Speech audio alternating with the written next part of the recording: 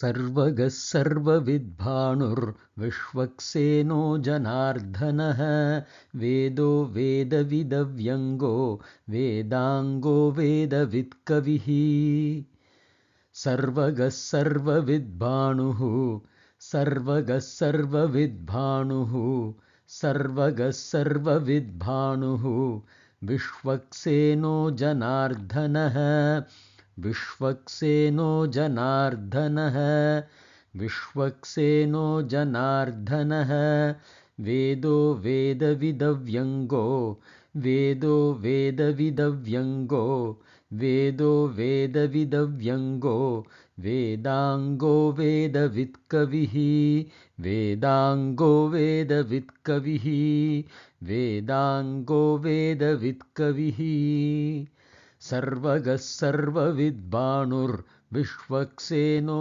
जनार्दनः वेदो वेदविदव्यङ्गो वेदाङ्गो वेदवित्कविः.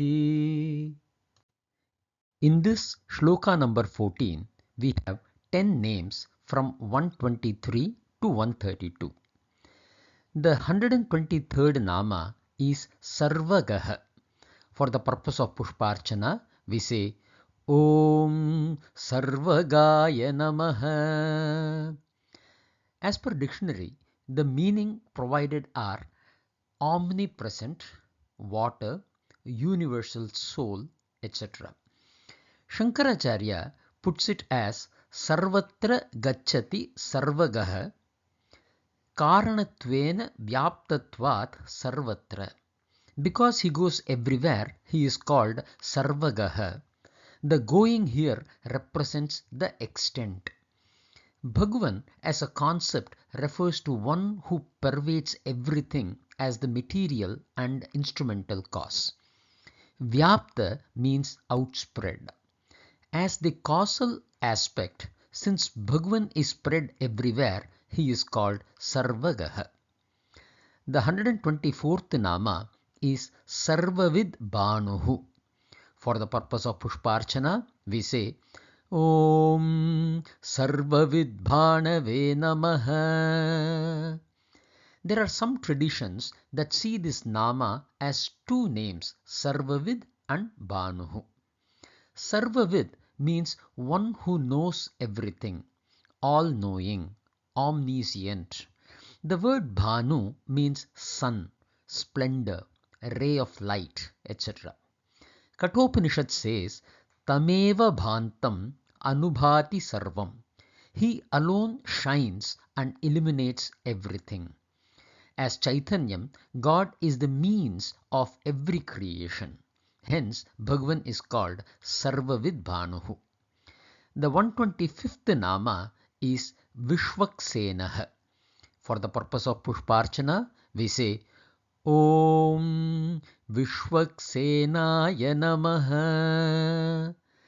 Dictionary gives the meaning one whose powers go everywhere. It is also the 14th Manu and one among the chief attendants of Lord Vishnu. The value attributed to Bhagavan is one who has his army in all directions. We meditate on this name, bringing the realization in us that it is our ego that comes to our protection first, and it is the ego which prevents you from seeking help as well. Elevating the sense of protection from ego to God is the value we get from this nama. The 126th nama is Janardanaha. For the purpose of Pushparchana, we say Om Janardanaya Namaha. Dictionary gives the meaning exciting or agitating men. In tradition, we break this nama as Jana, which refers to the people, and Ardayati, which means destroy, kill, strike, to harm, etc. There are two values that we attribute on this nama to God. Dasyu Tranat Janardanaha and Janan Ardayati Janardanaha. Dasyu Tranat is the explanation given in Mahabharata Udyoga Parva. It means one who protects people from Dasyuhu, the demons. For the latter, the Janan is prefixed with Durjanan, those who are in the path of Adharma, one who destroys those on the path of Adharma, referencing the words of Bhagavan in Gita. The famous one, Yada yada hi dharmasya glanir bhavati bharata abhyuktanam adharmasya tadatmanam srijamyaham. The emphasis is abhyuktanam adharmasya. Durjanan ardayati janardanah. The 127th nama is Vedah. For the purpose of Pushparchana, we say Om Vedaya Namaha. In this shloka itself, the nama comes as a prefix to two other namas, Vedavit and Vedangaha. Veda is a word derived from the root vid, to know. Vedayati iti Vedaha. One who explains everything, or that which explains everything, is Veda. Veda is considered to have originated from the breathing of God and signifies that similar to God, Veda too is eternal. In Mahabharata, it is said, Sarva Vedaha, Sarva Vidyaha, Sa Shastrat, Sarva Yajnaha, Sarva Ijyascha Krishnaha. All Vedas, all forms of education, Vidya, and injunctions, Shastras, all means of offerings, Yajna, and all that is offered, Ijya, is Lord Krishna. The 128th nama is Vedavit. For the purpose of Pushparchana, we say Om Vedavide Namaha. The nama is repeated in the shloka itself as nama 131. Also, the nama comes as a suffix to the nama Chaturvedavit in shloka number 82. Vedavit means the knower of Veda. Vedartham Veti iti Vedavit. One who knows the complete essence of Veda is Vedavit. In Bhagavad Gita chapter 15, shloka 15, Bhagavan himself declares this as well. Sarvasya chaham hridi sannivishto matta smritirjnanamapohanam cha vedaischa sarvaihi aham eva vedhyo vedanta krit veda videva chaham. There are three values that we attribute on this nama. 1. God has the full knowledge of Veda. 2. All those who have the knowledge of Veda are the form of the Lord. And 3. It is the Atma that illuminates everything, and hence the Chaitanya Swarupa Atma has the knowledge of everything. And that Chaitanya Swarupam is God. The 129th nama is Avyangaha. For the purpose of Pushparchana, we say Om Avyangaya Namaha. Vyangam means imperfection, deformed, crippled, deficient, bodiless, etc.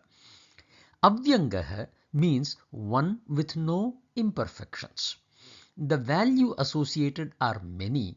Some of them that I would like to quote here are 1. Everything that happened, happens, or will happen is perfect. Bhagavan is not deficient in any of the 6 aspects of Aishwarya, Jnanam, Bhalam, Aishwaryam, Viryam, Shakti and Tejas, that which we have discussed earlier. Bhagavan cannot be known to anyone as no specific form can be attributed. 4. Perfection is only a myth and progression is the only truth. The 130th nama is Vedangaha. For the purpose of Pushparchana, we say Om Vedangaya Namaha. Angam means limbs, part of a whole. There are 6 such Vedangas: Shiksha, Chandas, Vyakarana, Nirukta, Kalpa and Jyotisha. Shiksha provides guidance around phonetics, accent, stress, melody, euphonic, as in the acoustic effect of words that are formed or combined, etc. Chandas is the discipline that focuses on the poetic meter scale like Gayatri, Ushnik, Anushtup, Brihati, Pankti, Trishtup and Jagati. Vyakarana is the grammar. Panini's Sutras, for example, is part of Vyakarana. Nirukta means etymology, a linguistic analysis which establishes proper meaning of the words. Kalpa addresses the ritual instructions, standardizing the procedure for Vedic rituals and includes proper conduct of duties. And Jyotisha, which provides the study of astronomy, astrology and the science of timekeeping. Not only the Veda but also the limbs of Veda, the Vedangas, are reflected form of the Supreme. Hence Bhagavan is called Vedaha as well as Vedangaha. The 131st Nama is Vedavit. For the purpose of Pushparchana, we say Om Vedavide Namaha. We saw this Nama earlier in this shloka.